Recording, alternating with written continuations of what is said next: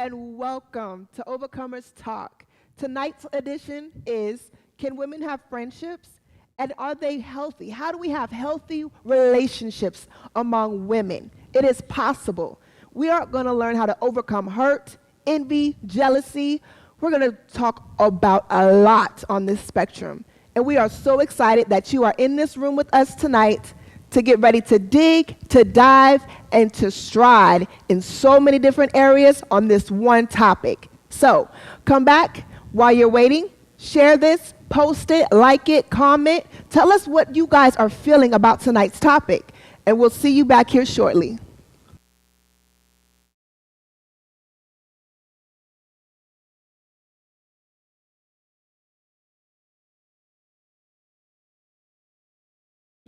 As experts in online education,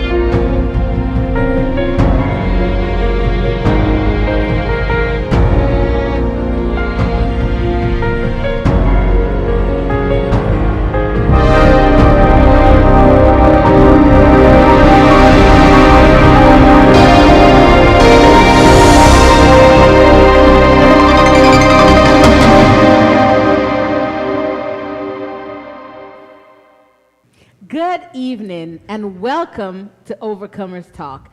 I am your host, Minister Carrie Ann Frazier, and I am joined by my beautiful and talented co-host, Miss Titania Clark.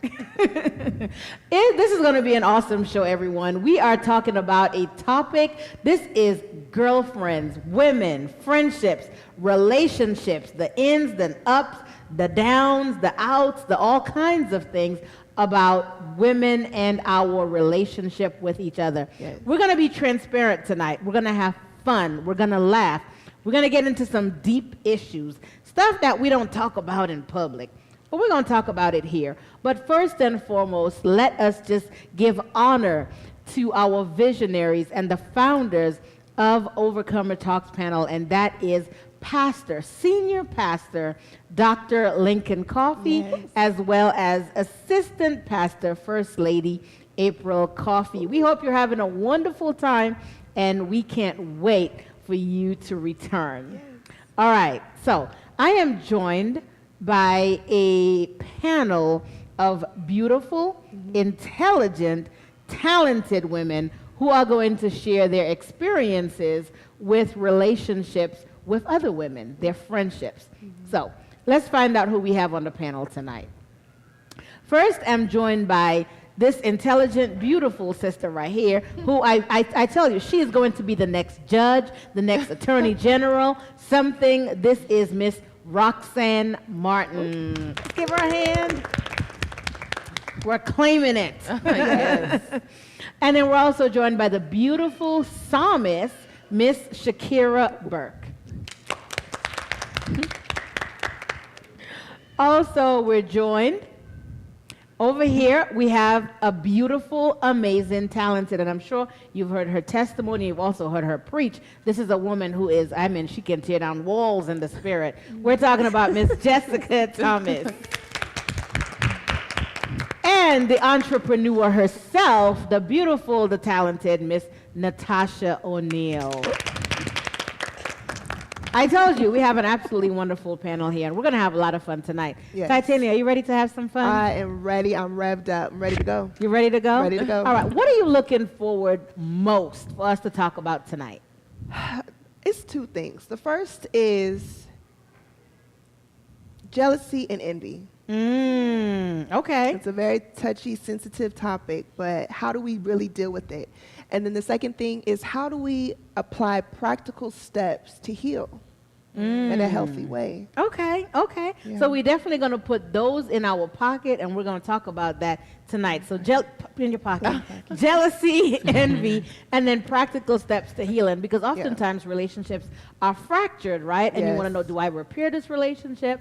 And so we're going to talk about practical steps to healing. Absolutely. But first and foremost, let's really break this thing down that we call friendships and relationships. So I'm going to start, let me start with Roxanne. Should I start with Roxanne?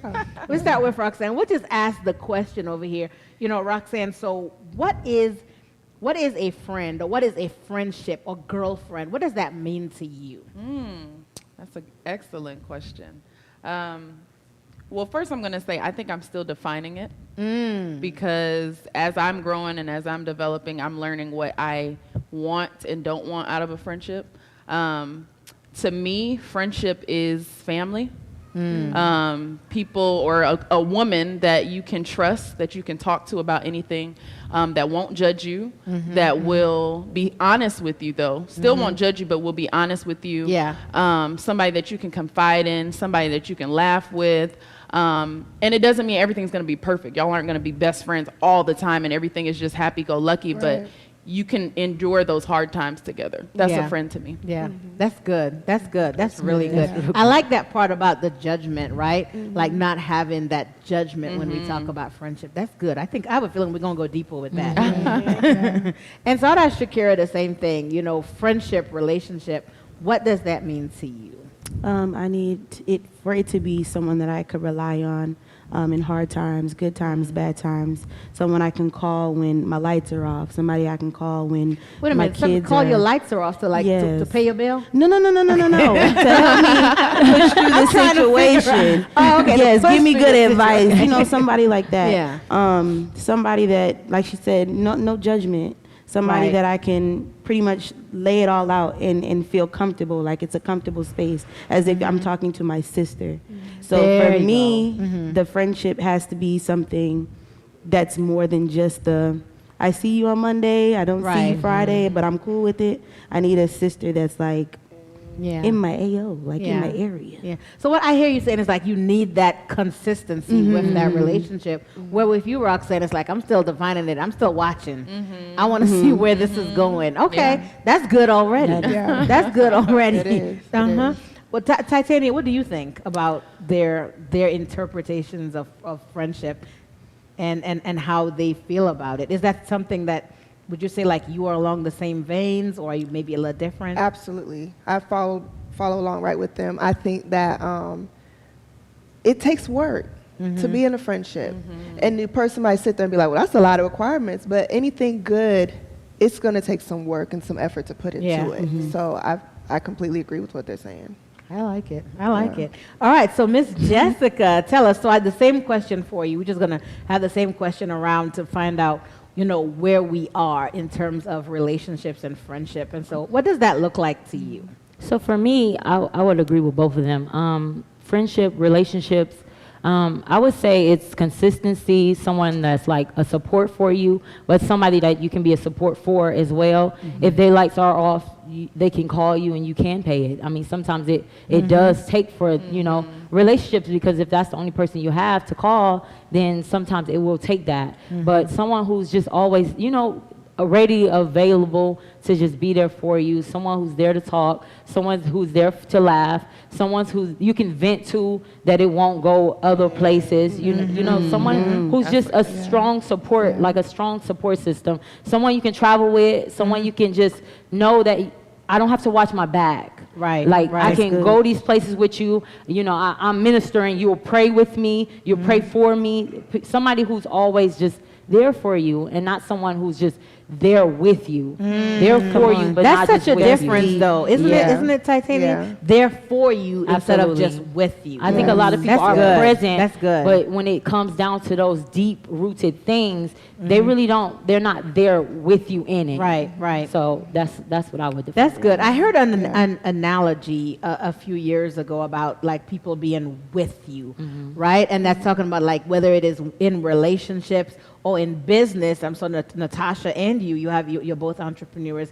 You can identify, and I think the analogy was who is in your ship. When we talk about relationships, right? Yes. Who is in your ship? Because there are some people who are in your ship and they're essentially just sitting Absolutely. in your ship, and wherever your ship go, they They just going sitting. too. That's where they They're going. watching wherever you go. Yeah. And there's some people in your ship, they're helping you buy the fuel. Come They're on. helping you steer the ship, go left, go right. No, girl, you're going to hit an iceberg. Let's Come keep it on. over here. So they're helping you steer that relationship. Yes. Yeah. And then there's some people that got 1 foot in, 1 foot out, Yes. and they're just looking. And if they see something that looks better, smells Yes. better, faster, then they're off that ship. And that is in any type of relationship, Yes. right? Yes. Whether it is a business or so. When you said that, you know, that whether they're with me or they're for me, Yeah. that's what I thought about, and that is so important in building friendships Yes. Yeah. with people, is having an Healthy understanding who is in that ship with me. Yes. And you said the key word,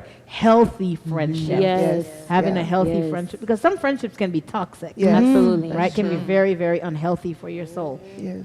Thank you. That was good, Jessica. Jessica took us deep. She took us deep really fast. No, that's good. Natasha, I have the same question for you. What does that look like? What does that mean to you? Friendships and, you know, women relationships. To me, it means, more importantly, your intentions. So when you meet me, what are your motives of what are your intentions? Okay. Like, as being a friend or having a relationship with me, do you really want to be my friend? Are you looking in my life for your own, you know, sneaky motives? Or are you really interested in me or the thought of me? You know, or the thought of being my friend, or the thought of being around me, or the thought of gaining Yeah, benefits. access or benefits to anything that I may or may not have to offer. So I think that may, for me, keep me reserved, because you always kind of like, well, is her intentions really to get to know me and have this great, like, long-lasting friendship with me, or is it like I may know you like a month or so, and then something I may have told you in a vulnerable moment is now the world's business, and so now it's like, do I continue to pursue, or to allow people in for more friendships, or do I shut down? So to me, the biggest thing is intention. And to me, all those things that everyone else said kind of falls under like what I would expect. Like, of course, I want someone's shoulder that I can cry on, and then that I have a shoulder that they can cry on. I want someone that can also you don't necessarily have to be married, but to me, it's also good to have someone that is married, because they can give me sound advice on my, marriage, versus if I have a friend who's single, they may not completely be able to give me proper advice on my marriage. So I try to find people like me, but not like me. To me, it's like you want someone that can give you a different point of view and to tell you like it is. Because I don't want someone to say, yes, yes, yes, tell me like it is. And we have that type of bond where it's like, I may not like it, and I may not like you for the next 15 minutes, but I'm appreciate you in the long run that you kept the room with me, because it's going to change my life. And I think too, even with what Natasha's saying, is I really think about Jonathan and David. It says that their friendship was like their souls were knit together, and it showed the level of loyalty that Jonathan had for King David. Even Jonathan was supposed to be in the right for the king next. He said, look, you my ace boom coon. My daddy trying to kill you, bro, you need to hide. He gave up, like he really understood the investment and the call of God that was on David, and he put his own selfish desires to the side for the sake to see the better for his friend. He hid his friend, he gave his friend some information, some insight, and I think the investment, it has to be mutual. You got to be willing to put in as well as take, and not just always be the taker, always taken in a relationship. That's good. That's good. That's very good. And I mean, I think each of you touched on so many important points, when we talk about what is a friend and what is that friendship journey. And it also kind of showed maybe some of your own journey, right, to friendship. And so what has your journey, and that could be for anybody, what has your journey of friendship been like? That's a good question. What is your journey? Anybody can answer. Well, I guess I could speak on my journey, and I kind of touched on it a little bit with what I was saying. It's been pretty hard, actually, like finding a real true friend that like, it's like, girl, I'm in it. Like, we're together, we doing this for life. Is almost, as sad as it sounds, impossible. When did that start for you, though? Would you say that started as an adult or earlier in your life? I think as an adult for me. I think earlier in my life it may have been happening, but I may have been naive to like, no, you're my friend. Like you see like shows, or you see people everywhere, and you're like, I want that type of friendship. And so you may have been stabbing me in my back, but I'm like, you're my friend, so we're gonna be friends because I need a friend. And it's like, no. So when I became an adult and I realized, oh, that's not healthy for me to have that type of friend. That's not a real friend. I don't know what this person is, but it's not a real friend. And so that's when I started like looking at it and like, oh, okay. So, as Roxanne was saying, what is a real friend? I kind of feel like what she was saying, that it's, in a way, I'm still defining it as well, because I have not had that person that may feel all the check marks on my application. And even though, I mean, I think every individual person have their own application for a friendship, to where it's like, I'm not requiring the world from you, but I don't want these things because I'm hurt, and I Right. need you to see I'm hurt and to help me through my hurt by us growing and learning to trust each other. And so, Oh, that's good. I don't know. That's You good. That's so deep and that's so transparent of you, Natasha. Thank you so much for sharing your heart, because what I'm hearing is like you really desire true friendship, but because you have had those wounds along the way, that it's really, really hard to open up again. But I think just the willingness, right? The willingness and that desire. And so my prayer for you is that God really connects you with the friend like a Jonathan, right? Just like Titania was saying, that you have that desire for. That's my prayer for you. I'm going to go over here because I think they're being quiet. What has your friendship journey been like? Either one of you. Well, I would say that my friendship journey has been rather eventful. Eventful. Eventful. And the reason why I say that is because it kind of struck me with Roxanne when she was saying she's still defining it, because I think my definition changed along the way. From childhood to middle age to adult. Not to say I'm much further on in age, but just saying, like, I've started to realize and learn, like, parts where I could have contributed more, parts where I didn't really give my all into the relationship. I'm learning how to be more available, be more vulnerable. So I would say it's rather eventful. I'm learning it, and it's a good walk. It's a good walk. And I mean, she made another good point about as every stage of your life, right? That it changes that definition. And I can tell that I'm the old person at this panel, which is okay. I'm very proud of my age, but I think one of the things, like for me growing up, right? So I would say my friendship journey was my cousins, right? So that was my relationship because I am an only child. So my cousins were my friends. And then outside of my circle, I began to make some friends. But I was always a bit standoffish because it didn't look like what I had with my cousins. And then I would say in my 20s, that relationship was very, hey, you're my friend, a lot like what you said, Natasha, not realizing that some of those relationships were very toxic and they weren't friendships. In my 30s, as you begin to get a little older, you're like, okay, that's not my friend, right? And I think even now in my 40s, yes. Come on in here. I'm proud of it. But in my looking like 40s. you in your 20s. Well, thank you. It's so different now when we talk about defining friendship, because in my 40s, you're looking for those lifelong learners, that relationship, the no drama. Come on. The absolutely no drama, no backbiting. And I think it was Sarah Jake, she has a sermon where she talks about friendship, and she said, the things that I used to accept, I won't. Like, we cannot be friends when I know you're going to talk about me. One day you talking to me, and next day you're not. Like, I'm just not going to, I'm not going to keep on doing that. And so when I talk about friendship now, it's very kingdom mindset. Whether you're married or not, is like, is our vision the same? Is it kingdom? Is it empowering each other? Are we putting aside foolishness? If you have a problem with me, are you going to talk to me? You're going to call me? You're going to tell everybody except me? Right? And so that is maturity in friendship. And so I have a question in terms of when we talk about maturity in question. Where do we get the negative messages or the barriers that women cannot be friends, that we cannot have these mature relationships? What do you think that comes from?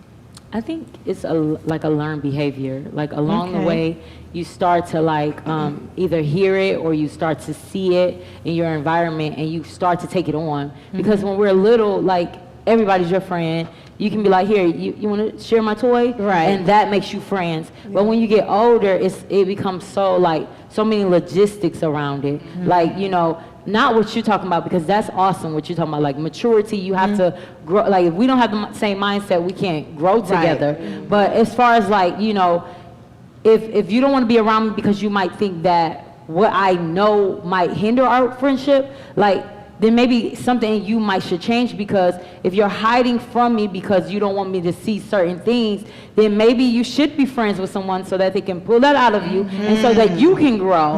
Because I think a lot of people shield away because it's something that's in them that they don't want anybody to see. That's good. But That's you good. will die with that thing if you don't allow somebody in. Or if it's that hurt, you need to allow somebody in to at least give them a chance to, you know, feel that void that might be there. But I think a lot of people are like so standoffish that they won't allow anybody there, and that's how they're going to be for the rest of their lives. And so they might desire a real friendship, but they won't open up enough to even let anybody in. Yeah. And for me, I'm so like out there, giddy, and I saw myself recently even kind of reserving myself because I'm like, I'm so out there. I want to be like so, you know, friends with everybody that I think has the same mindset, but it's a lot of people that are like, okay, stand off. So I'm like, should I be stand off? Is something wrong with me? Because I desire this so much, and I feel like I just want that Jonathan David relationship as well. So when Natasha was talking, I felt her heart, like, you know, that's just how I am. I feel the heart. So, you know, and I was like, that's what I desire. I just want the real friendship that I just know that somebody's there just for me. Like, you can be friends with other people. I'm not saying like that, you know, because a lot of people like, you my friend, that's it. No, I don't. That's not what anybody now that's catty. I don't like that. You know, I'm saying you can be other people's friends, but I'm saying if I need my friend, will you be there? That's true. In those hard moments, in those moments where I just like, pray with me. If I'm just like, I need to vent, and that you're not gonna take away from me being a minister, but me venting, because nothing's coming out of my mouth that's foul or, you know, gonna be something like that, but just me want to just let my hair down and just be me. And I feel like a lot of times there's just a lot of logistics behind when we're trying to build relationships in our adulthood. Right. Instead of when we were children, it's like, here, let's share, we're friends. Yeah. That's good. That's good. Yeah. I wanted to add something. I think it goes off of what Tasha was talking about with intent, because you can have different types of friends, is what I think. Or maybe you can put your friends in different boxes. So I could have someone that, you know, we're coworkers and we're friends at work. And that's just kind of, it ends at 5 o'clock and that's it. And, That's it. you know, That's like, it. Yeah. I love you. That's an associate. Is that just an associate? But I mean, she could be your best friend at work, right? That's your work friend. Your coworker friend. But you can have someone like Yeah. that, but then you can also have someone like Natasha was talking about who is married. And you guys can kind of talk about your marriages, the struggles you're having, the good times, the bad times. We can go on vacation with, you know, each other or whatever. And then you can have another friend where this is my prayer partner. Like, when it's time to go to war, I can call you at any time. Yes. But I don't know, again, I'm learning. I feel like that person is not in one person. Does that make sense? That's good. Like, I feel like I can't find, unless, I mean, if she's out there, you know, let me know. If she's out there, let me know, but I don't think that's all in one person. Right. Like, I could be a friend to Shakira and give her what I have, but everything she needs, I don't have it. Right. But that's just what I think. Right. Yeah, So different good. friends, different reasons, different situations. And I think that's normal, actually. Absolutely. I think a lot of people have those relationships where, you know, this is my work friend, this is my church friend, but then how do you go deeper? Yes. How do you go deeper and have a real relationship with somebody where, whether it is work, church, whatever, you are a friend that I can talk to all the time? Like, I can say one of my oldest and one of my dearest friends, we haven't lived close to each other in over 10 years. But that's the first person I'll pick up the phone. And we don't talk every day. You don't have to. We don't talk every day. Sometimes we don't talk for a month. But when we pick up the phone, it's like we had just left off, and we don't agree on nothing. Not politics, not hair. You know, she's single, I've been married. I have kids, she doesn't have kids. But that relationship never changed.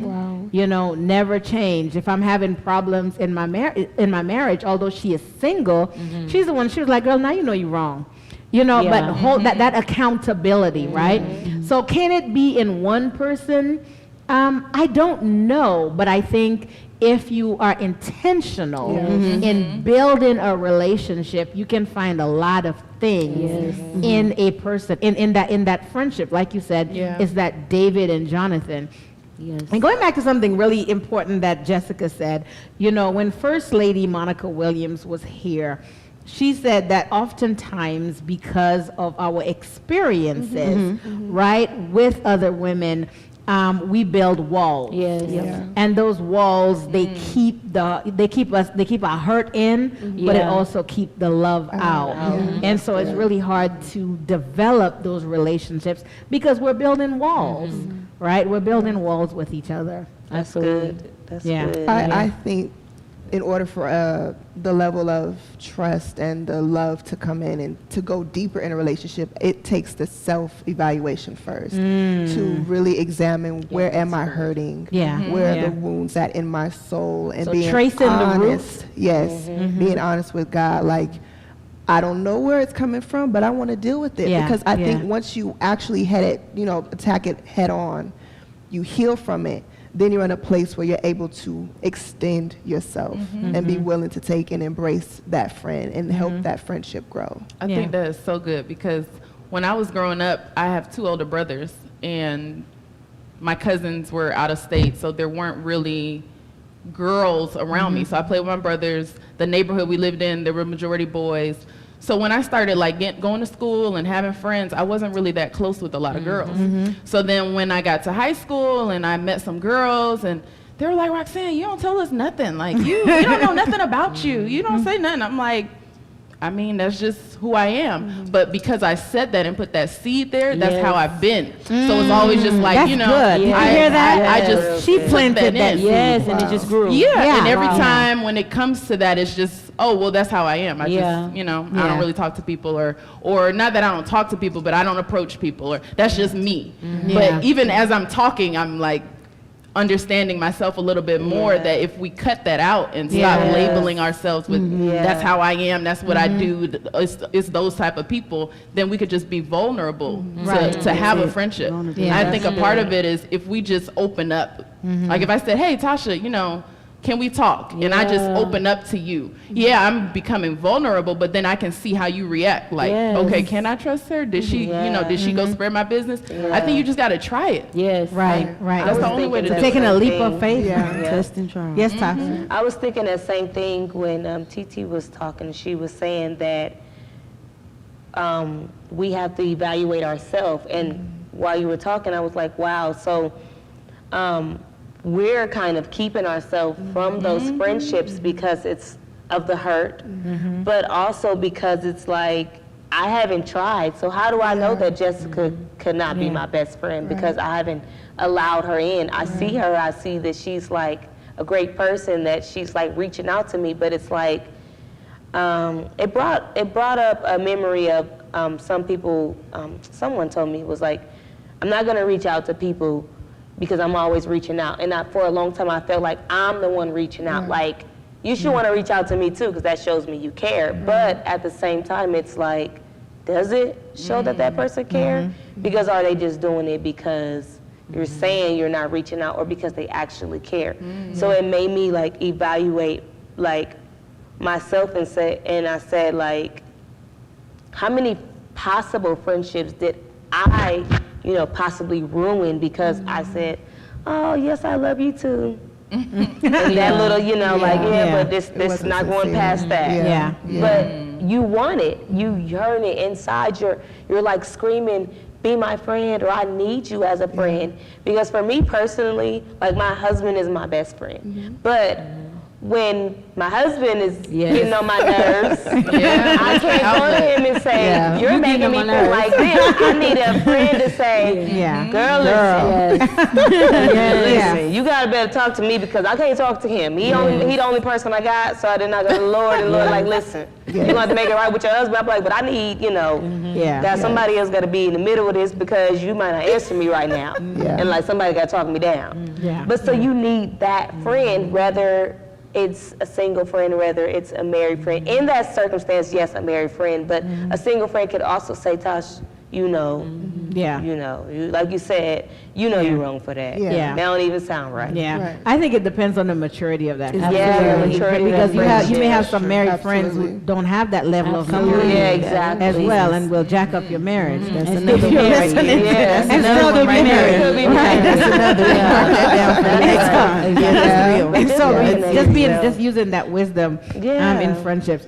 And so, so one of the questions that I have is, how has your past environment or your past friendships view how you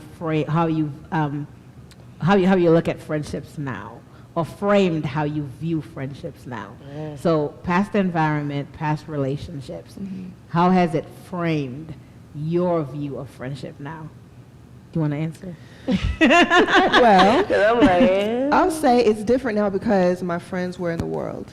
Now that I have Christian That's friends, I had found myself comparing one of my good close best friends to one of my old best friends. And it took us to sit down, and she literally just had to tell me I'm not her. And I had to check myself and was like, you're not her, you know, but I had a fear there because we were friends for so long. I still carried that wound, I still carried that hurt, and that abandonment, which I didn't even know till literally right now, that abandonment from her, that I labeled everybody else. You're gonna abandon me. Once you find somebody else that you like, you gonna reject me, you're gonna leave me, you're gonna be with, you know, whoever. So it took patience with her, my current friend, to understand where I was coming from and allow me to go through a healing process for us to have a healthy relationship. So That's good. That's good. And so a lot of things from your past kind of triggered that relationship. Yes. And I think I can definitely identify with that, because when I talked about being bullied, even as an adult, I would, you know, people who would look the same as individuals who bullied me, smell the same, had the same hairstyle, the same skin complexion, I'd be like, Yep. you remind me of Paula Patton in the 4th grade who put gum in my hair. And so don't even come at me. Don't even look at me like that. Right? Just being real, right? It's real. And it's like you have that similarity. And so I think we all, as women, we have that. It's, ooh, Jessica about to say something. Uh-oh. Go on. No, because I want to ask the question to that because, okay, so a lot of people say I look like a lot of people. I don't know how that's possible. But a lot of people tell me that I remind them of somebody that has hurt them in the past. Oh, wow. So how do I ever have a fair chance is the question. Oh, that's because I've never bullied anybody. I was one that was bullied before. I've never hurt anybody, you know, intentionally just going around just like, no, I ain't, you know. So how do I protect my big heart from the things that are perceived of me even before we meet? Because I can be a very good friend, but if I look like your past, you will never ever give me a chance. So how would that work for me? Yeah. I don't think that is necessarily your burden to bear. You know what I mean? I think that person has to have that healing, and that you continue to be yourself and pray for that person and be like, listen, I love you with the love of the Lord, and this is who I am.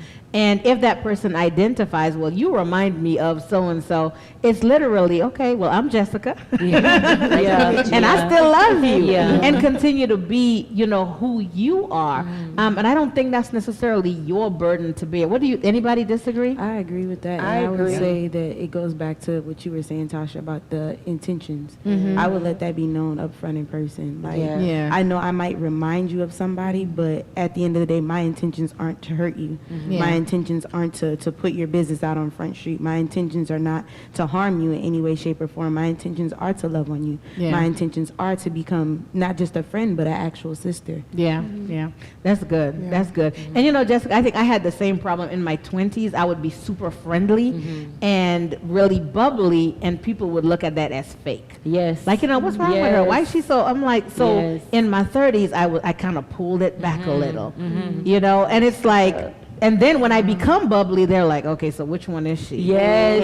And so in my 40s, I'm like, look, listen, I don't care. Take me as So I take am. me as No, I you're am. speaking my life. And I'm so- serious because in my 20s I was very bubbly because I grew up with boys as well. Right. So We did. you know they don't really go through a lot of Yeah. this hormonal thing. They don't. Oh, So, the issue. Yeah, they don't go through, and it's real. Like it's not just putting a persona on us. It's they don't go through it. So we play basketball, we do all this other stuff, and we just eat French fries and we good. Like we don't take a lot. And so when I started to have like friends, it was like, oh wait, so I can't be like this. Oh wait, Yeah. I can't be like this. Oh wait, so in my 20s I started to be like, okay, which one should I be? Should I be bubbly? Because when I lay back, it's like, what's wrong? And then when I'm bubbly, it's like, what's wrong? So when I turned 30, I made a decision that, and even going, being in the wilderness and coming back, I feel like I don't have time to please nobody. Because you're never gonna be right. Because I'm never gonna be right. So I'm just gonna be Jessica. I'm bubbly sometimes because I'm just on 10. Sometimes I'm more relaxed because I might be in my deep space. Right. And sometimes you got to take that time with Jesus. But so it's really.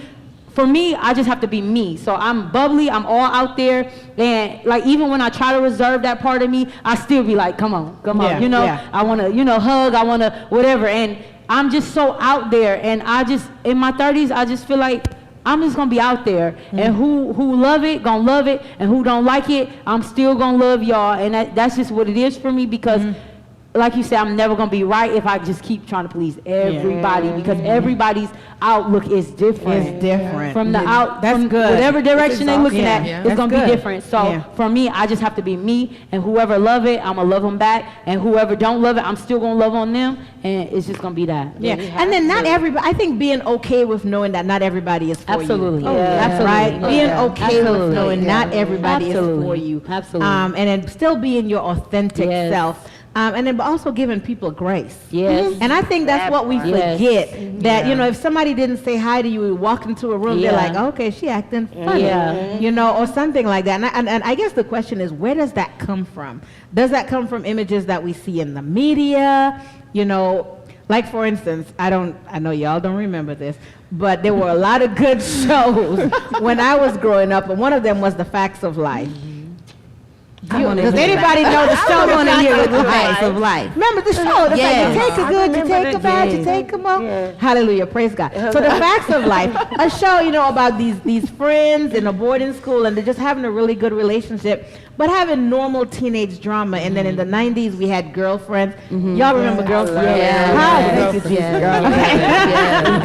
But the show Girlfriends, and then Living Single. Remember, so these are really like positive shows about women, right? They're not necessarily competitive, but they have, the little sisterhood drama thing, but nothing really deep. Yeah. I have found that when we watch television now, it's like these women hate each other. Yeah. They are fighting, they're pulling hair. Intentional. And it's intentional. It's a lot of backbiting, a lot of competitiveness. You have all of the real wives in every state, and what else? I mean, I don't know all the shows. The Bad Girls Club, and I could say for that. They do stuff for the sake of money and for the ratings. Right. Because if everything was just kosher and perfect, ain't nobody gonna watch that. Especially in this day and age. But I used to watch Bad Girls Club right before I would go to sleep, and I would be revved up like, look, let me tell you something. We gonna have, and I would be so upset, like ready to fight, and I'm not even on the show. oh wow! So those scenes I would can't be even imagine you implanted. like that. Isn't he good? Yeah, he's God, great. And so those things was getting planted in me. So I think what we watch, what we sit there and just allow to be fed into our soul, absolutely. we take that and we trigger that, and we're like, oh, well, I saw her do it, and I know good and well if she tried that, and it's not even the right way that we're supposed to be. As Christian, godly women, that's not what we should be doing. Yeah. So we're watching all of this foolishness on TV, and we think this is real life. So we knew The Facts of Life, the Girlfriends, and Living Single. We knew those were shows. But it's like we're watching all of these different things, and we're interpreting it as real life. And then I feel that a lot of women are rehearsing in their own friendships what they see on television, Yeah. and then you get a lot of that competitiveness, that ratchetness, that backbiting. Ratchetness. That's a word, right? That's, Yes. Oh, yeah. I'm trying to guess the word. That is the You know, but so you see a lot of that, and so is that? Do you think that this is what is portrayed in the media? Is it adds to the barriers in women developing friendships with each other? I think it definitely Absolutely. does. Yeah. I think so. Yes. Yeah, yeah, so. yeah. How so, Shakira? I'm gonna use the saying, "You are what you eat." So it's like whatever you're feeding that's yourself, you intentionally, not intentionally, but it just naturally spews off.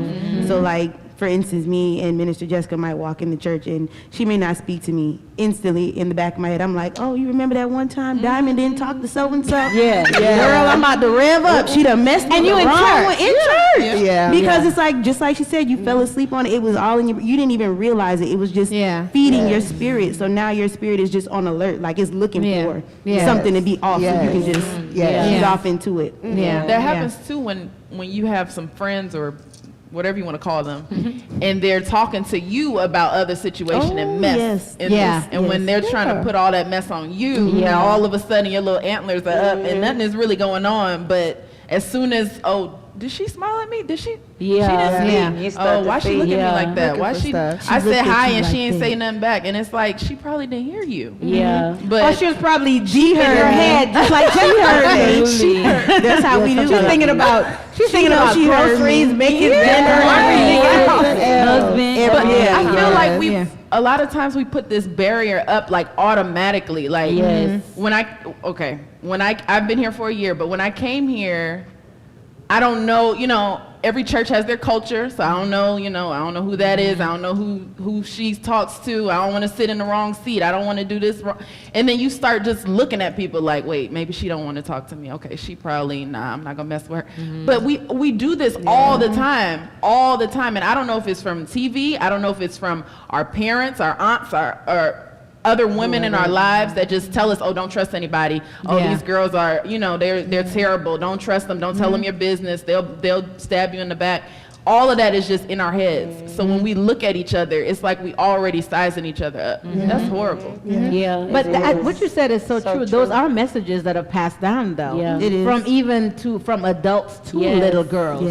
Don't you tell everybody your business. Those girls are not your friends. Let's just be real. Let's be real. These are, and we tell little girls those things. And to some extent, everybody is not your friend, and some people are going to harm you. But if from early childhood, these are the messages you're getting, it really takes the innocence of childhood away. It does. Right? When kids are just playing, by the time they get to 12, if something happens that fractures that relationship, immediately you go back to your head, well, my mama did say they're not my friends, my aunties, my sister said that. And then you begin to perpetuate, what has been fed to you.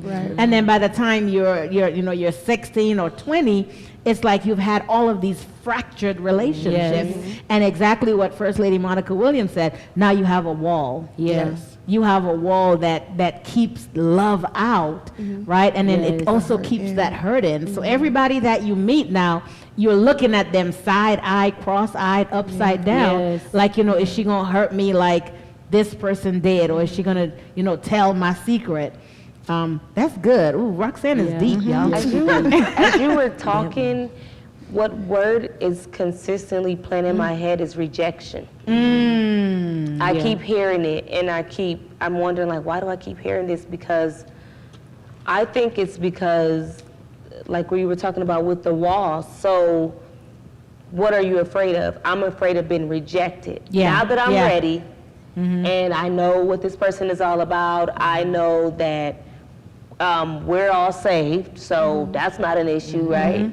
So why am I not allowing myself to be friends with this person? And I think it's rejection. Like, what if this person don't want to be my friend like that? What if they just want to keep me at bay, and it's like, okay, I love you right here.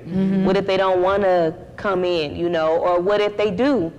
and I'm still holding on to past rejection, or I'm still holding on to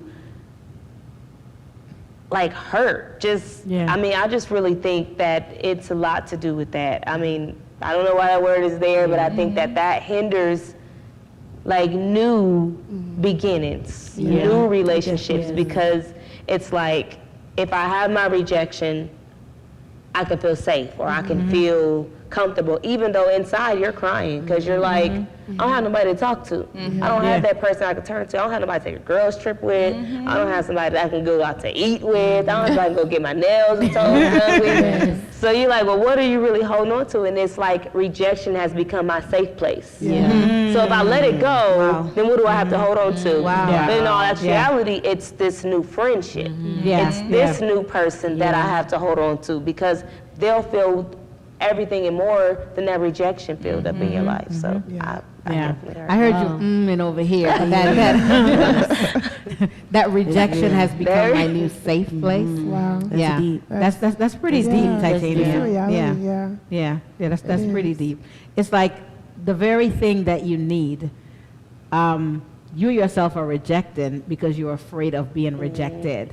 So before I can be hurt, let me just close this door, close this window, put my wall up, you know, sit down here in the dark and just kind of watch to see what's going to happen. But don't come too close. Although I want you to come close, I really don't want you to come close. So That's really deep. That's really, and then us ourselves become what we don't want to become. Like, so if you like feel like, oh, rejection is your issue, you become the rejecter. Come on. Come on. You understand? Because now that person might be coming that close, but now you're rejecting it because your rejection is what's keeping you comfortable. So now you're becoming. So you can understand, like, now you're becoming what you're actually comfortable in. Now you're becoming that. Like, so you feel like, oh, this person might remind me of this person. Now you're becoming that person for them. Wow. Oh, that's good. Ooh. And now you're being the one that's hurting the people. Instead of being the one that just be like, okay, I've been hurt. Lay it out on the table. Don't wait. Just, I've been hurt. Period. That's how we need to start relationships, if that's what we need to do, so that I know how close to get, because if I give you my all, now you've becoming that for me. Ooh. That's so You all in my business. Oh, look. It's not in the pocket. Oh, Roxanne, what was pulling out the pocket? Jesus. Like, wow, everything you just said, that is what I'm dealing with. Me like, too. I had some friendships that were, I guess, of the world, and you know, those were that was it. We were doing everything together that we should not have been doing. And now really committing to God, and now married and children and all of these things, it's like, I don't want to be hurt again. I don't want to be hurt like that again. I don't want to just be left to the side just because of growing pains. You know, I'm growing this way, you growing that way. That doesn't mean we can't still be friends, right? But I think that's my thing. I'm afraid of rejection. I'm afraid of being hurt. I think that's like really the big thing. I don't want to get hurt again.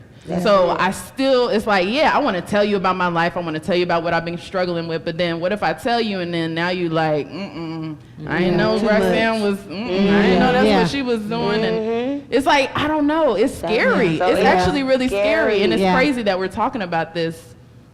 You know, this is something you would think like children would be dealing with, or adolescents and stuff, but this is real. Like, I'm like, I don't know how to make a friend now. I don't know what to, what to do. It's crazy. I like that you brought that up about your friends from the world. I think, and this might just be me, but in the world, it was much easier to make friends. Oh my God. Ooh. I agree. Versus Did you hear ministry. that? In the world, it was super easy to make friends. Jesus. So there was no like, hey, sis, come on, let's get in line. Like, it was like, no, girl, you going to the club? Look, as long as you got your shoes, I got my, you can ride. Like, it's no problem. Like, as long as we were doing something. Oh, man. So there was no out status there was no standards to it. It was just like, we were just doing it. We were just doing it to do it. You know, but now that there's a standard, it's like, it's so much harder, because it's like, okay, am I going to be that prayer warrior that she needs me to be? Am I enough? Am I not? If I am enough, is she going to even let me in to be that for her? Or is she going to judge me because I'm really not perfect? I'm not there yet. I'm still struggling with some of the things that I was doing in the world. So it's like, Or if something I did. where did we fall off inside the ministry when it came down to friendship? Because it was too easy outside the doors. So how is it so hard now that we're in the door? I don't even know. That's my I think we just went to another level. I'm sorry. I'm sorry. I think She just hit my toe, and I was like, They took it there. No, but I that was is like, man. no, but that is so good, and that's so transparent of you, Roxanne, of Natasha, for sharing exactly where you are on your friendship journey. Like I really hear both of your heart, and I can tell you that I have been there myself, and ooh, that's a whole other show, right? But if you are just joining us, we are talking to this amazing panel of women. We're talking about women, girlfriends, friendship, what all of that looks like. And Miss Shakira Burks just said the most amazing thing. She said it was so much easier to make friends when you were in the world. And Jessica said, because there really wasn't a standard, right? If we got our shoes, we're going to the club, but then why is it so different to maintain those relationships and friendship in the house? Yeah. Ooh, that just went to another level. Yes. Right? Another level. And so why? Why is that? Why is it different? And can we make friends in the house? I'll say this, like probably last week, early this week, God had brought the scripture to me, love others as you love yourself. Yeah. So I think you have to do self-care. And we talked about it a little bit last time. The self-care, loving on yourself, accepting who you are, healing, taking care of yourself. How do you see yourself in a positive way? Because if you're able to love you, then you're able to love on somebody else. Yeah. If you're patient with yourself, you can be patient with somebody else. And I think when we accept, like, I have flaws, I'm not perfect, I mess up, I can accept somebody else that's in the same boat. Yeah. And I think it allows there to be a real genuine love because y'all both imperfected. Y'all both got issues. Girl, this is what I'm dealing with. This is what you're dealing with. I think it also comes to a point of showing your wounds and showing your battle scars. Like, if I tell you this, what are you willing to show me? Exactly. So I think it's just a level of transparency that has to take place within the church. And not we have to put on the mask. We can remove the mask and we can be really genuine and upfront with each other. Yeah, so that's such a good word, being genuine. Just really being there and saying, I don't have it all together. I'm still trying to figure things out. Pretty much like like what you said, Roxanne. I don't know exactly what that looks like, and I'm still trying to identify what friendship looks like. And I think also knowing who you are. Yes. It is so important to understand who you are, what your biases are, what your triggers are, and then what exactly your hurts are. Yes. So that you're able to be honest with somebody and say, you know what? I'm not that kind of friend. And that's one of the things that, and I think the last time I talked about it, that's one of the things that I had to start doing because I know who I am. And I've had to say, you know, I would like to be your friend, but let me tell you what kind of friend I'm not. I'm not going to call you every day. I don't have the time. You know, I have children. I have a busy career. I have a lot of stuff that I'm doing. It's not that I don't love you. It's not that I don't value you. I just don't got that kind of time. So if you call me, I'll put you on the speakerphone. I'm cooking. I'm doing everything else. And if you want me to sit and listen to you, boo. We need to schedule. You have to Thank you. be okay with background noise because Yes. these kids. Everything is So going you on can at talk. this I'm moment. listening. I promise. But You have to be okay with hearing my baby cry in the back. And me yelling, "Get your brother!" You know what I mean? You need to be okay with that, right? And I mean, and so I think being honest with where you are on your journey of friendship with somebody, and telling them exactly who you are, and so that's one place that we can start. Now, in the house of God, oh Jesus, that's something else. I know the last time, one of the things that we talked about was different roles. That it's hard to assume friendships because of the different roles. For instance, if you are a minister or if you are a leader in the church, and the person you have a relationship or a friendship with is not necessarily a leader, for them understanding, you know, in my leadership role, there's still that level of respect. Respecting the boundaries. Right? And respecting that boundary, respecting my office space. And my thing is, if you're my friend for real, you are the number one that's saying, hey, we're not going to do that. Because I know if all of us sitting on this panel if somebody walks into this church and they look at First Lady and they try to call her by her first name, Jesus. every last one of us is going to give a certain, like, excuse me? Like, who are you talking Yeah. to, right? Because we have that respect, we have that level of honor for her. And I think when you have a friend, it is Come the on. same thing, that I'm not going to let my friend be disrespected by anybody. Yeah. I'm going to be the first one to say, that's Dr. So-and-so. That's minister. That's apostle. That's prophet. I'll be the Yes. first one checking everybody. Right? And I think that's what we talk about in terms of friendship in the house. Yeah, what do you think, Titania? I think so too, and I think that it requires a understanding of a balance between in church, outside of church, and it was something that Minister Jessica had said. You know, I'm a minister, but yet I need to have that time where I can let my hair down, and you're not going to judge me. Right. And That's it. I just think that Yeah. it just takes a strong foundation starting off. This is the kind of friend That's that I good. am. Yeah. Understand this, respect this, and we just build up from here. So it's Yeah. possible.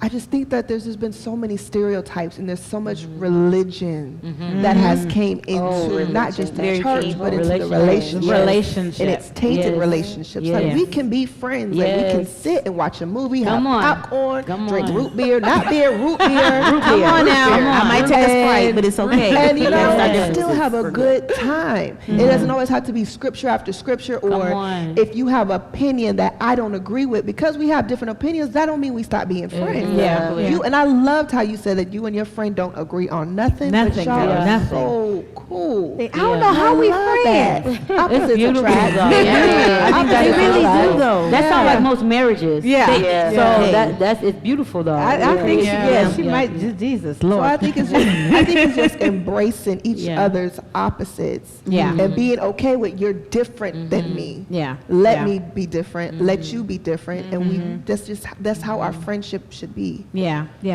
Accepting each other's differences Yes. and Yes. empowering each That's other big. to do even better. Yes. And That's holding what each it's other about. accountable for where Yes. we fall short.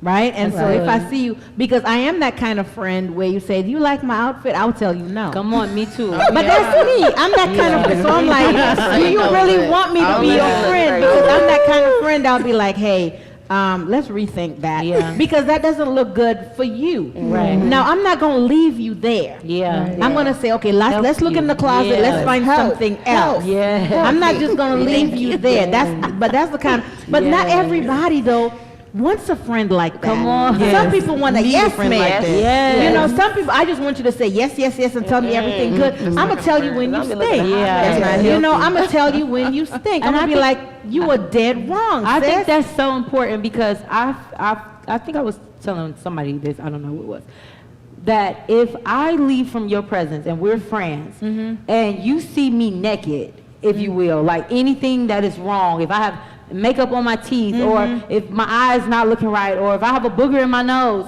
and I leave from your presence and somebody out there tell me that that's Yes. what happened, I'm gonna have a problem with you Yeah. because Right. we're friends. They're you know, we don't Yeah, have no yeah, yeah. association Yeah. and they were brave enough to tell me. So as a friend, like how close are we? Because I should be able to That's tell different. you how you should be able to tell me that something is going on because Yeah. I would rather me tell you that something is naked than somebody on the Somebody outside else. to tell you. Yeah, that's good. Yeah, That's so- good. That is Oh, so yeah. good. Absolutely. That I is like so that. good. Yeah, you have to protect your friends. You gotta You protect do. your You friend. have to be. Your friend should be that first person that door Absolutely. besides your Married. spouse. If Yeah, you're of married, course, Yeah. right? of That course, friend yes. should be there to tell you, girl, Yeah. don't not do that. gonna work. I've had friends because people vent on Facebook. Where they've called me that like take that off Facebook right now. You know, back in I'm not talking about right now in this day, but you know, I said take that off. But and I've also had to make that call, Yes. right? And so we're definitely going to get deeper. We're getting into some deep stuff and we're uncovering some things. When we come back, we're going to take a short break here in a few minutes. And so when we come back, we're going to go a little bit deeper, talking about the healing of friendships. What's going to talk about when should we just let that friend go? When should we just say, okay, this That's is good. dead? Yeah. Will these dry bones live? Only you know, Lord. Lord, this is a dead. This is a dead weight, and this is because sometimes God says we have to separate. Yeah. Just like Abraham and Lot had to separate. Yeah. Sometimes God is like, you can only go but so far with me Yeah. in this relationship, right? And so we're definitely going to talk about those relationships that we have to let go. And it's not just the worldly relationships, right? Yeah. It's even sometimes God is taking you higher in the ministry. And right here, your ministry friends, they can't go where it is that you have to go, right? And so we're going to talk about that. But we will be right back. We have been talking to an amazing panel. We're talking about women, friendships, and our relationships. I am joined by this gorgeous panel here, and we will be right back after we take a break and we have this short announcement for you.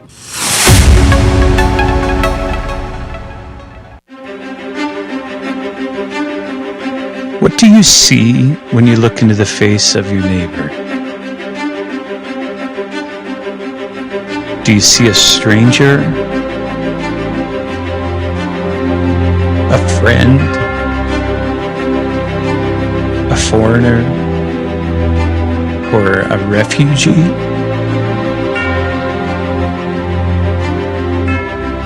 Do you see someone to avoid? Someone to hide from?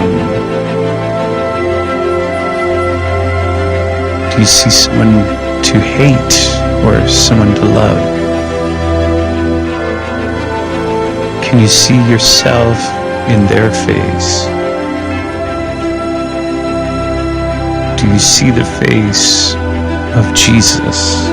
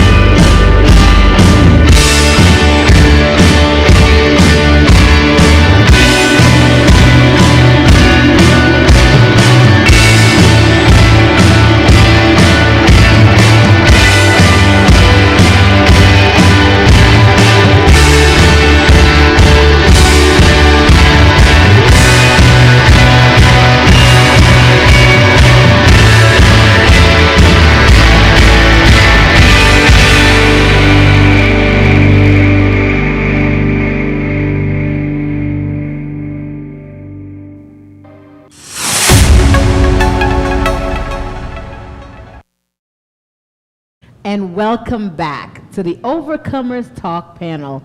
We have been talking to a panel of women about friendship, relationships, and just girlfriends. And I tell you, we've been going deep, we've been going up, we've been going down, and we've been going all over the place with this thing called women, friendships, and relationships. If you are just joining us, make sure that you share this. Make sure that you tag your girlfriends in it. I am sitting on this panel talking to a lovely women of girlfriends. I'm talking to Miss Roxanne Martin. Woo-hoo, Roxanne. Miss Shakira Burks. Hi, Shakira. My co-host is the beautiful, the amazing, the talented Titania Clark. Made me feel good inside. Also on the panel, we have Jessica Thomas. Jessica. And also joining us is entrepreneur extraordinaire, Miss Natasha O'Neill. We have been having a good time. You have been having a good time? Oh, yes. Okay, we've been getting deep. We've been sharing some intimate stories about our relationship and our journey when it comes to women, friendships, and relationships. And some of it has been sticky. Some of it has been very dicey. And so I'll just ask a question. So, in talking about that, why is it even important, right? Why are relationships between women important?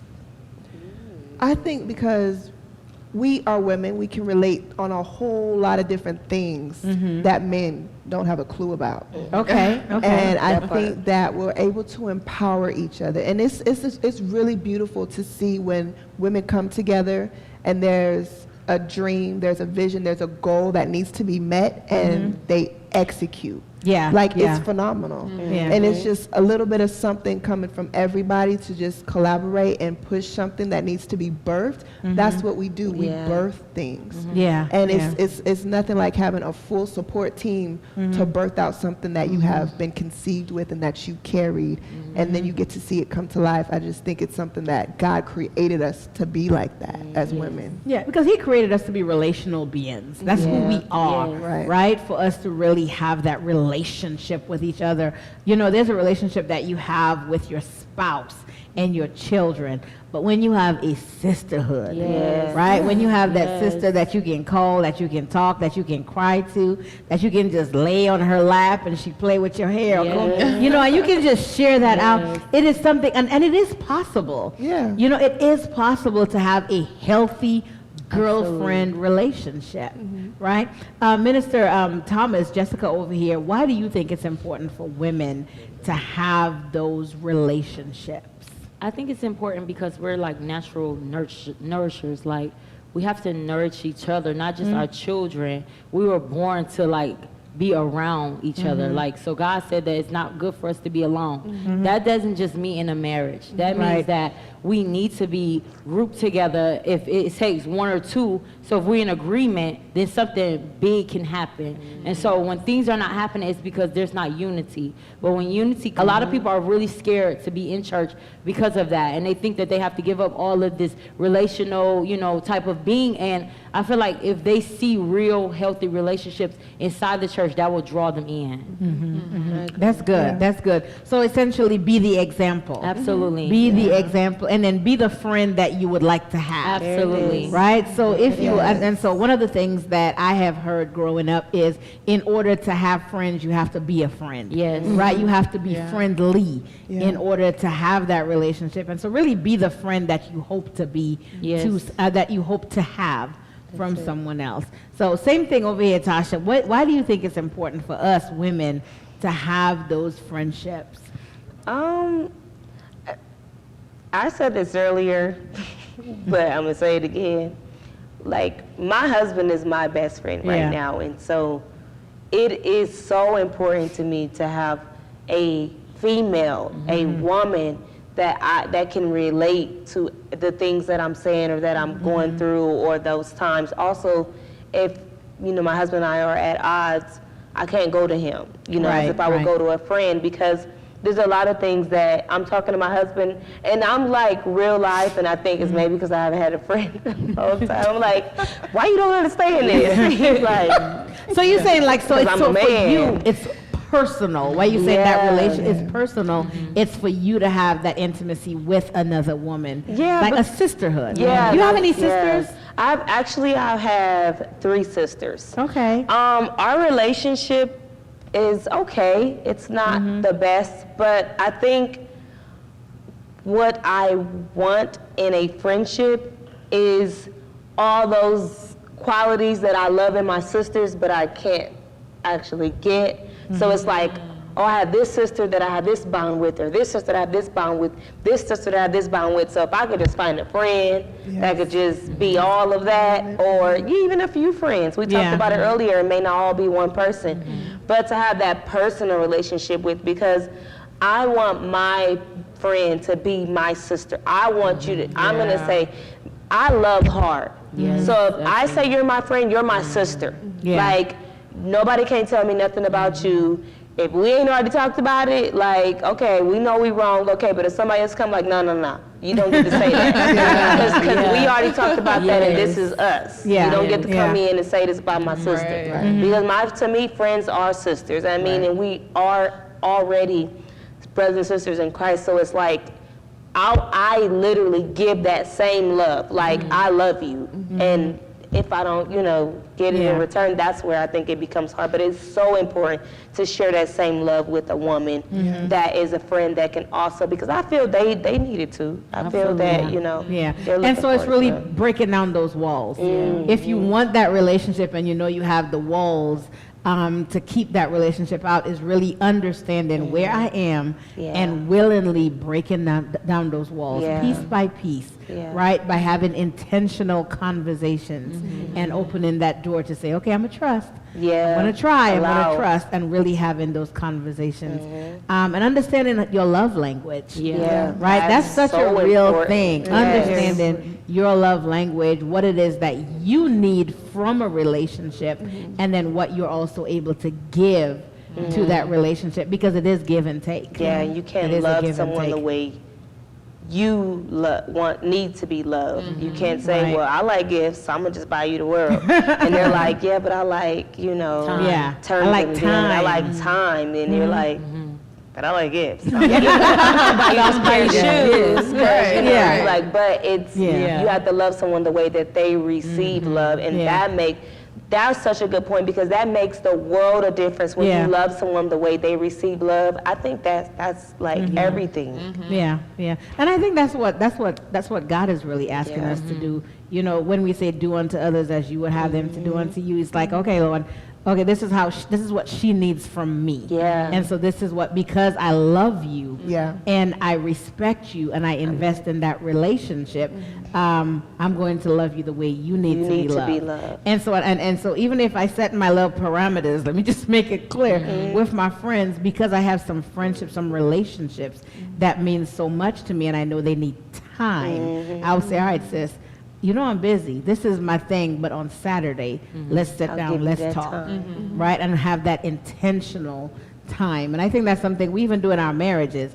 Was it First Lady Williams that was saying that a lot of our friendships we invest in, kind of a lot like we invest in our marriages, because it means a lot to us. It does. Right? Right, Roxanne? Yes, that's right. I know something that Natasha had said. It brought up a memory. I was watching a TLC documentary, and Chili and T-Boss was upset with Left Eye, and they had showed up for appearance to actually do a performance. And there was another artist, and she bad-mouthed Left Eye. And T-Boss and Chili was like, wait a minute, that's our sister. You don't have no right to sit We can talk about her, but you That's can't. what they said. We can talk about her, but you can't. And it was in that moment, I was like, that is real, genuine love. Like, even though they were at odds, they still didn't let nobody bad-mouth her. Right. Because of the amount of love and time and investment that they've had with each other. With each other. And so we know that healthy relationships exist, right? Yes. We know, what does an unhealthy relationship look like? What does that look like? I think I was trying to answer too quick. I think that looks imbalanced. Okay. I see strain. I see one person giving. I see the other person. When you say giving, what are you talking about? You talking about giving gifts, giving time? No, What are we time, talking? love, energy, prayers, support. Hey girl, I saw this at the store. I thought of you. Here you go. And then the other one not reciprocating that, where they're just kind of taking. And a lot of times, I don't think we realize we might be doing that sometimes. But I think imbalance is like the biggest thing, where we're not giving the same amount. I don't know if it needs to be 100 and 100 or 50-50, but I think that I think Minister Jessica was saying this, like if I'm always calling you, you know, you could call me too. Right, right. Or if I'm always, you know, thinking of your kids and I'm always getting your kids something, you could reciprocate that too. I think an unhealthy relationship is one could be where God is not in the middle of it at all. And two could be where you're always casting judgment on the other person. Always casting judgment, not trying to help them, but just casting judgment. I think that's another example of an unhealthy one. So when you say God is not in the middle of it at all, so are we saying that if we're saved, we cannot have friendships or relationships with individuals who are not saved or not having the same walk that we are? I don't think that's what I'm saying. But I think that there are boundaries that you're going to have to place. I'm just imagining that happen. I believe if I had a friend that was not saved, I don't think it's my mission to, you know, here's the Bible, come to church, you need to be saved. I don't think that's it at all. I think my light would shine just through our conversation, and you'd be able to see the difference. Like, man, it's something a little, you know, she's cool, she's funny, but it's something else in there. So I don't think it's impossible to have a relationship with someone that's not a Christian. But I think that if you are a Christian and if we're both saved, or we both say that we're saved, then I think that love should be in the middle of that. Right. So that's how you were talking about, like, having grace and remembering that, okay, we're not perfect. You know, she was just having a bad day. You gotta, are you gonna move past it? Are we gonna get a divorce, quote unquote, just because you hurt my feelings? Yeah. Or are we gonna be able to push past it? I think what you said was so poignant, Roxanne, when you say that, you know, developing those boundaries, and then your friend who may not be saved saying, okay, I you know, there's something different about her, because I think that does happen. Yeah. Right? I know when I went back to the church after my backslidden college days, a lot of my friends saw that change and they were like, no, you can't invite her to that. You know, and it wasn't to say that I am not accepted or I'm not wanted. It was more protection. You know, like, don't be cussing around her no more. She don't do that anymore. You know, but it showed that I was still valued as a friend, but there was a healthy respect for the change in who I had become, you know, and so that's how you know, okay, it's a healthy relationship, but we're still unequally yoked. Yeah, and it's like, but we can't do the same things, and at some point, you're gonna have to make a decision. You're gonna have to make a decision at some point where because you will come to a crossroads, right? You will come to a crossroads. Minister Jessica. So I've heard everybody say, like, their friendships, they will look at it like a sisterhood. So with our family members, for our unsaved family members, we don't just throw them to the side. That's true. We come around them, we have dinner with them, you know, we laugh and joke with them, but there are boundaries. They will see the light, and you start to see little changes even with them. Like you said, they won't curse around you, or if they smoke or drink, they just won't do it in your presence because they respect what's on your life. And so I think that that's what it takes. Like, Jesus came with the sinners. He wasn't around the church people. He went for the sinners. But I'm sure they had, you know, boundaries of, well, okay, this Jesus. Like, we can't be doing certain things. And certain people will see you like that, not as Jesus, but as that light and as that love. And they see that that's what they want to portray. And you can pull people out the world with just your light and your love. You have that power. We have that in us to just pull them. And I see, even in my family, like, certain family members, I see the change. I see them asking me questions. I see them wanting to come to church. And so that's not me throwing the Bible at them, but if they ask, like, oh, what you think about this, I'm going to put scripture to it. If I have a scripture, but if it's just natural, I'm going to tell them naturally. But they will see your light, and they will want to come on board. But I was sharing with Roxanne earlier that I had my friends in my wedding, and after my wedding, like, I got blocked. And I just recently, and that was 5 years ago, I just recently, about 3 weeks ago, found out that one of my closest friends that I grew up with, she blocked me. And the only reason I knew I was blocked is because I kept calling and kept going to voicemail. And I'm like, what is going on? And she told me, because I've never been blocked, so I don't know what block mean. Like, so I'm just like, why this girl don't never, you know, charge her phone? So it kept going to voicemail, kept going to voicemail. And so I talked to her and she was crying. I was like, why are you crying? And she was like, oh my God, about the kids and stuff like that. And I was like, you know, why haven't I been able to get to you? And she was like, oh, I blocked you. I was like, for what? Like, what was the point? And she was just like, after, you know, your wedding, because what we used to do out in the world when they came, you know, to Colleen for my wedding, I didn't do those things no more. Yeah. That's when I was just getting, you know, really giving my life to Christ. I wasn't drinking, I wasn't doing that in clubbing, none of that. And that's what they thought, that was gonna be our last little, you know, bam moment, and we were just gonna go all out. And I had to set that standard right then and there, that first of all, this is not what I'm calling y'all here for. It's to support me and my new husband. So I'm not doing all of that, and they didn't understand that. And what she told me was, I thought you outgrew me. So she put what she felt on me. I've never said that out of my mouth, but she didn't even know I was a minister to this day. She was like, I felt like you outgrew me. And I was like, how would you feel that if I never told you that? And she was like, just because what I did, you don't do no more. But I think it was like her perception of what it looked like. And sometimes people have that perception, oh, I can't get close to Minister Jessica because she deep. But have I said that? Or is that just something you're judging yourself off of? Like, what measure are you measuring yourself on? So sometimes it's people doing it to you, but sometimes we do it to ourselves. That's true. That's true.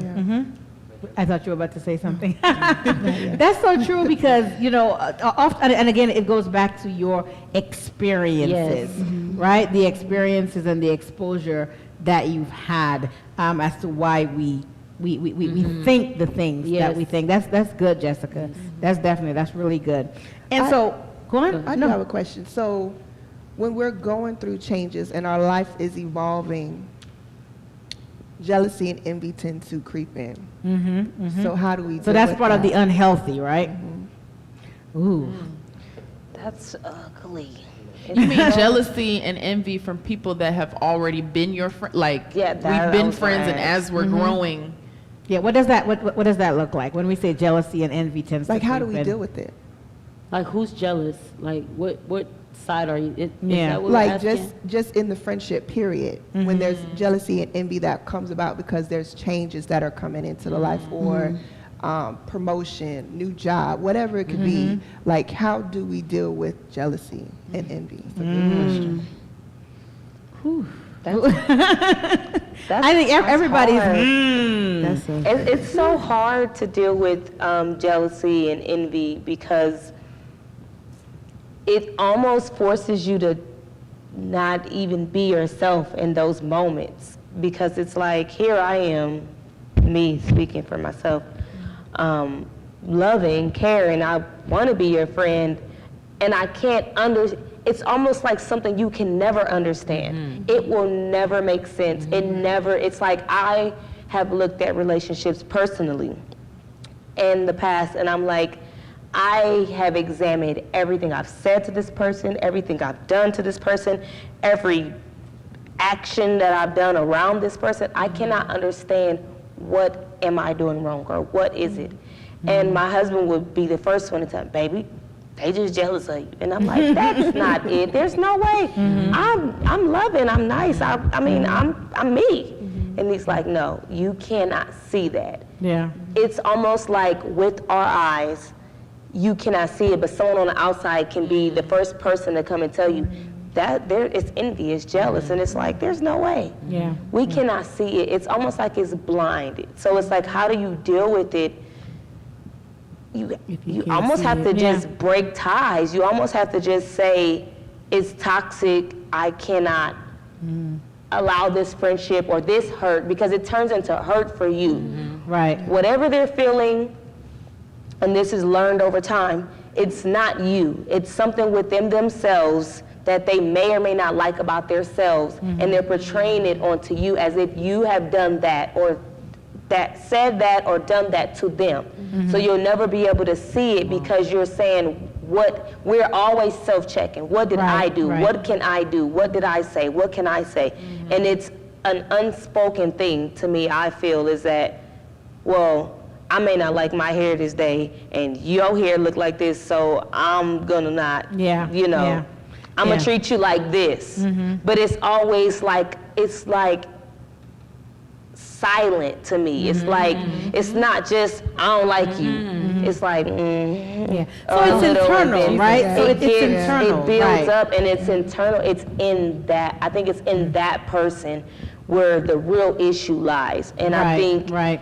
no matter how good of a friend you are, no matter how good a friend you think you are, because sometimes we're human. And sometimes I feel like, oh, I'm just the best friend in the world. I can't do any wrong. And they're like, yeah, boo, no. Yeah. Yeah. You know, you got to work on these things, and I understand Yeah. that. But it's that envy and jealousy, that's a whole different thing. We're no longer friends anymore. Because you have changed your view of me without me even affecting you in any type of way. It's something intentional. I have not intentionally done anything to you, but you said, I'm gonna look at her like this, or I'm gonna treat her like this, because you've triggered something within myself that I don't like. Yeah. So now we Yeah. can't be friends anymore. Yeah. So it's definitely internal, and then it's also insecurities. Yeah. Right? So when That's we the talk word. about jealousy and envy, it's those, again, it goes right back to that wall. Right? So I have been hurt in the past. You remind me of somebody who hurt me.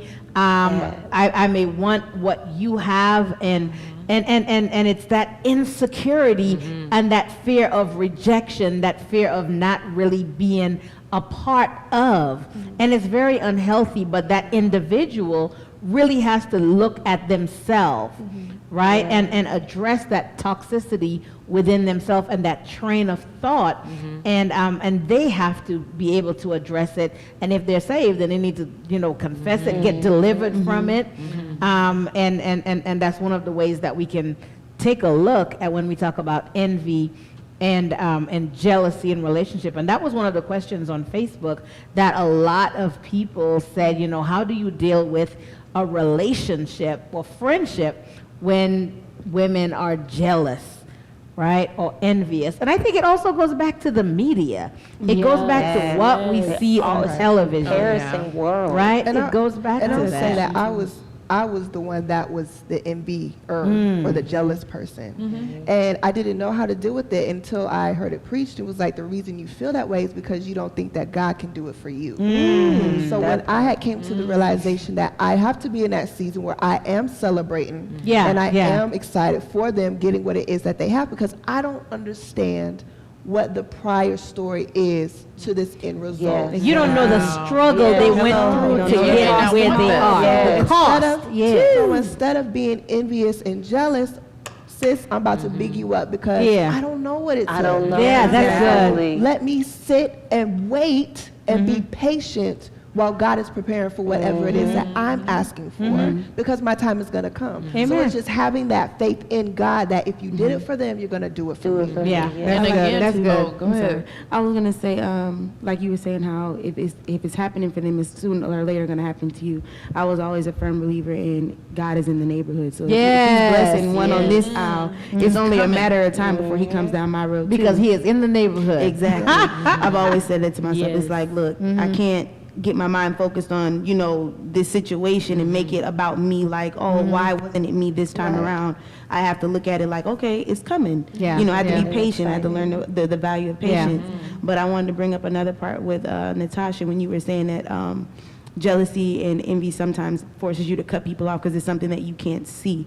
I was going to ask, because I had an issue with trying to hold on to toxic relationships and making it better, because I thought I could change people. For some reason, I thought I had the wand that was like, bippy bop and you're like better all of a sudden. Yeah. But when is it okay, or when is it time to address that person when you recognize that there's that jealousy and envy in your relationship, or starting to lure into your relationship? When do you step up as the friend and say, hey sis, it's a chin check moment because something in you and me aren't lining up. Some is not tasting the same in the water. Like, what's going on? Like, let's have a sister talk, but let's be open and honest. Like, let's not shell anything. Let's be out in the open. Where is it that I fell off, or where is it that you feel like I fell off?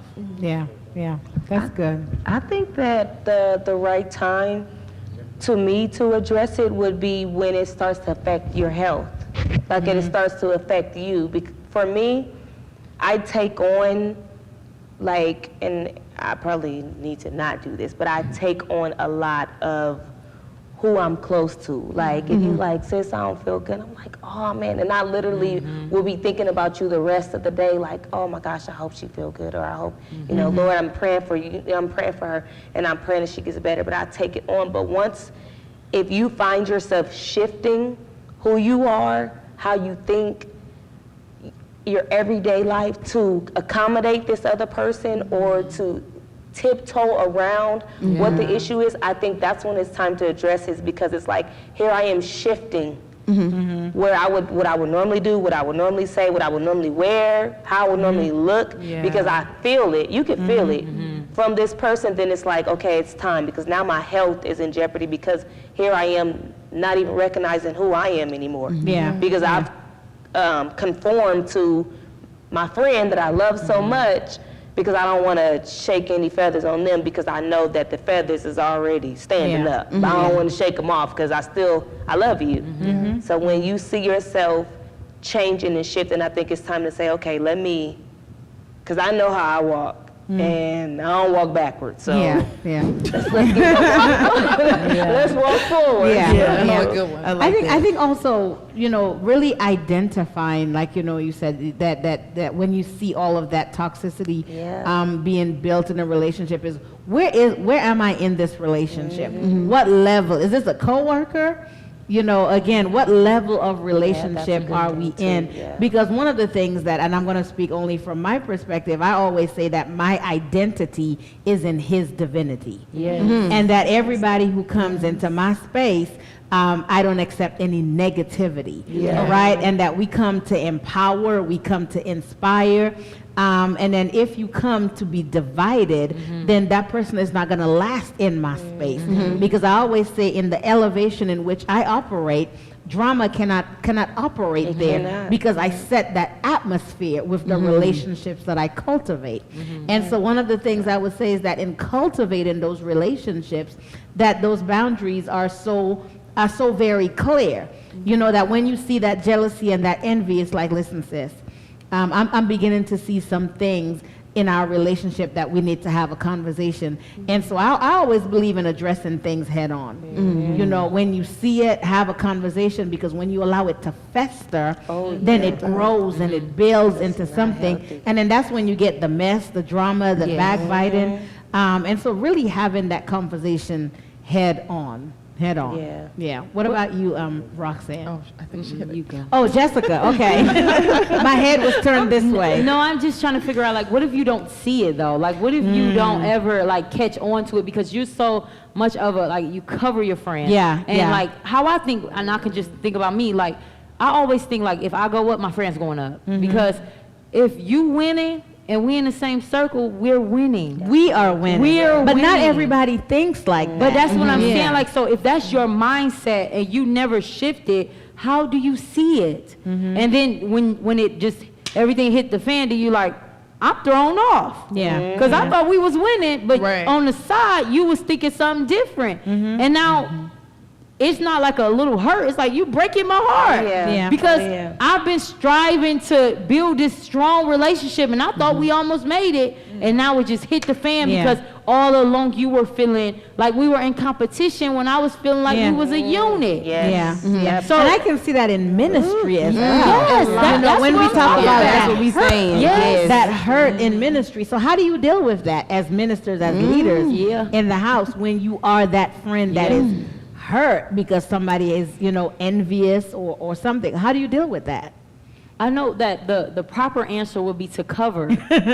No, I'm serious, but and we will try. But you're human. That's the proper answer, but you're human. But as my human side, it still burns. Like, it hurts. You still sit there and be like, I can't believe, like, all this time I was like thinking we were really going together and you was competing with me, and I have a problem with that, because why didn't you say that in the beginning? Speak on it if that's really how you feeling, because then our sisterhood is not as tight as I thought, because we competing at this point. And I'm feeling like now some stuff ain't going right because we're not coming into agreement.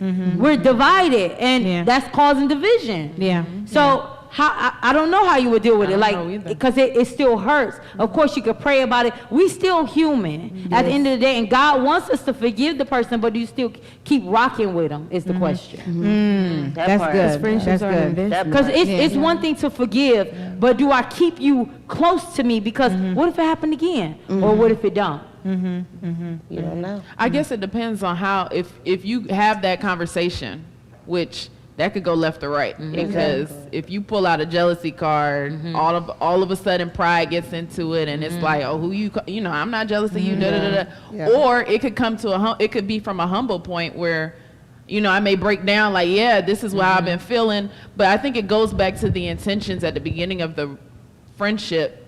Although it could, you know, it could transform as you're going up in levels, but at the end of the day, I think that no human is a completely open book. So if I look at you and you're elevating in X, Y, and Z, I cannot envy you because I don't know everything that you're going through. Yeah. So I can't honestly say that I actually want your life. Not saying that, you know, it's not good, but I'm saying I may not be hear able you. to deal with everything that you're dealing I with. know. So it looks Yeah. good on the Absolutely. outside, but I don't want that. You don't know if you really want my Absolutely. life. It looks good because Oh, you know I yeah. put on I some make cute it look clothes good. and I'm not saying that it's a Baby. horrible situation, but No, I you know what can't you're just saying. take Yes. over somebody else's life. You don't Yes. really want that. But again, that's for that individual to deal with because I can't make you not jealous of me. I Yeah. can't make you no longer envy me. I don't know what to do. I'm not going to tiptoe and walk on eggshells. I'm not doing that. But we can get through it together. Yes. If you're willing to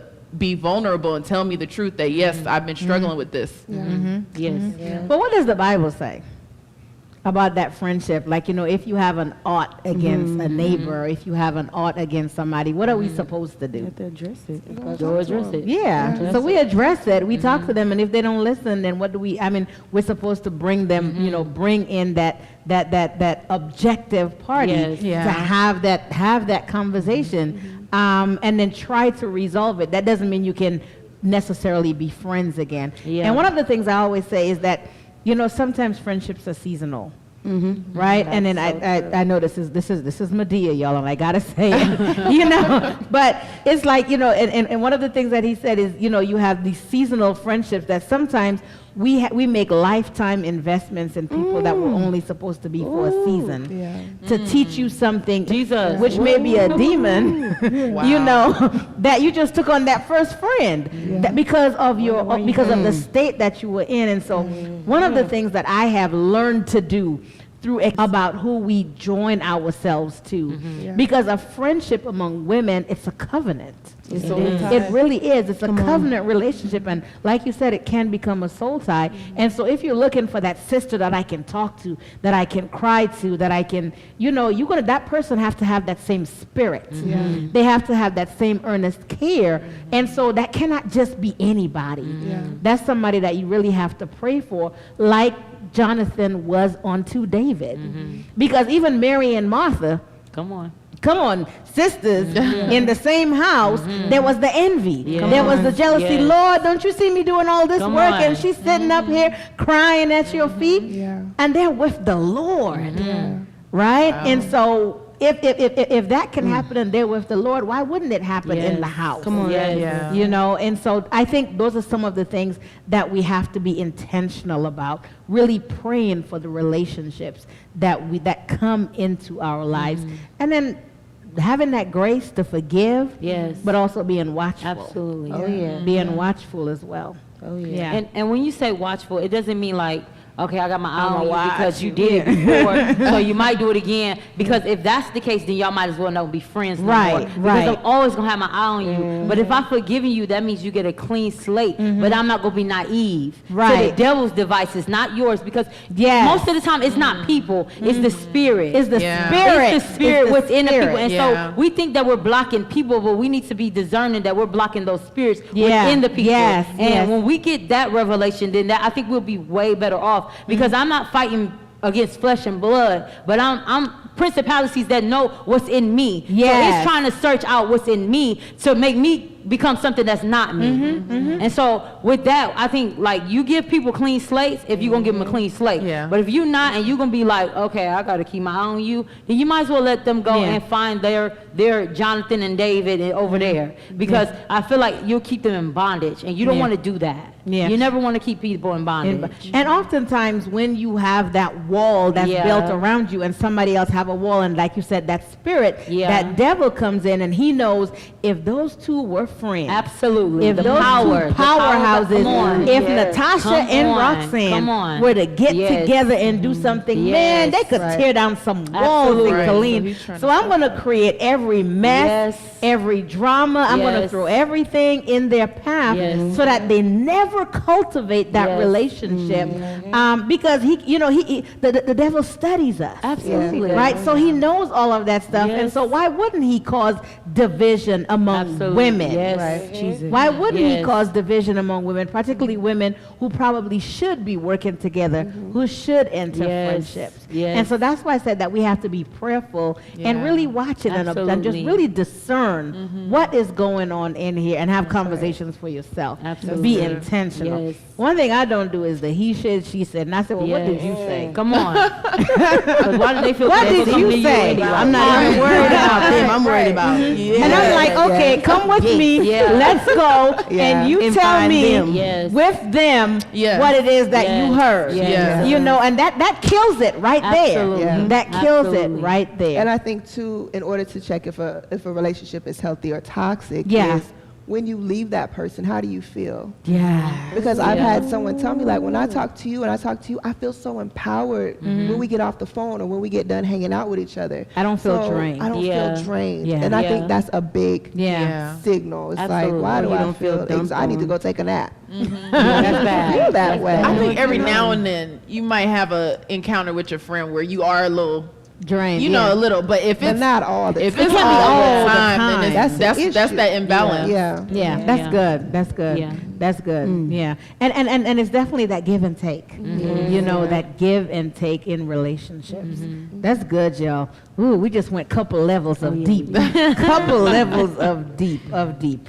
And so how does I think I just have a couple more questions here.